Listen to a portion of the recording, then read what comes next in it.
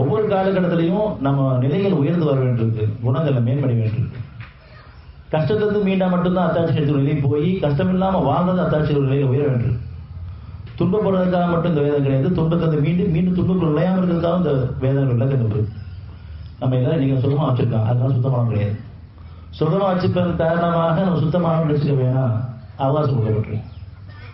தவறு உணர்றதுக்காக, சொந்தமாக உணர்றதுக்காகவும் அல்லது ஒரு காலத்தில் உள்ள மற்றவங்க சொல்லும் போது உணரக்கூடிய ஒரு பணிவு நம்மகிட்ட மறைவாக இருப்பதன் காரணமாக அவகாசம் கொடுக்கப்பட்டிருக்கு. அந்த அவகாசம் நினைச்சு நம்மளால ஒன்றுமே இல்லை, நம்ம சுத்தமாக இருக்கும், நான் ரொம்ப சரியாக இருக்கேன், நான் ரொம்ப பர்ஃபெக்டாக இருக்கேன். கண்டிப்பாக அப்படி யாருமே இல்லை. அப்படி இருக்கும் நினச்சிக்கிட்டோம் தான் நம்மளை உணராமல் இருக்கும் அர்த்தம்.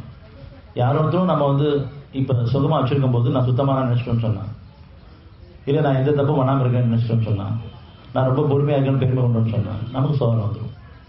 நம்ம அந்த சோதனை வெளிப்படுத்தி காமிப்போம், நீங்கள் எப்படிப்பட்டவங்க அப்படின்னு.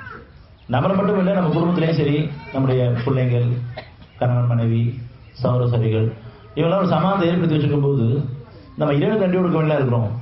தனிப்பட்ட முறையில் ஒருத்தர் பாராட்டிட்டாலோ அல்லது பெருமைப்படுத்திட்டாலோ, பிள்ளைங்களை கொஞ்சம் நம்ம பாராட்டிட்டாலோ நம்ம அடுத்த சோதனை காத்து.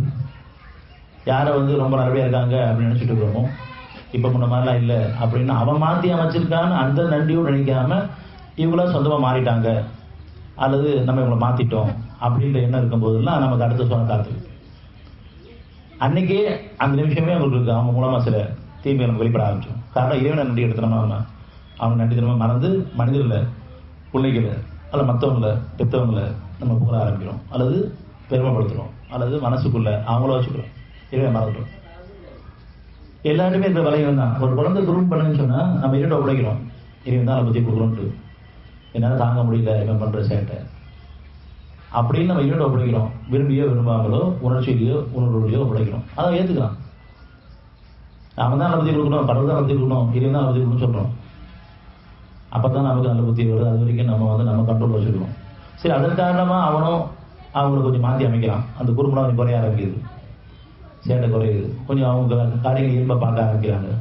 உடனே நம்ம சந்தோஷப்பட்டுரும், மகிழ்ச்சி அடைஞ்சிடுறோம், பாராட்ட ஆரம்பிச்சிடும், பெருமை விட்டுரும், மற்றவங்கள்ட்ட அவங்கள பற்றி புகுந்து பேச ஆரம்பிச்சிடும். அடுத்த சொல்ல நம்ம காத்து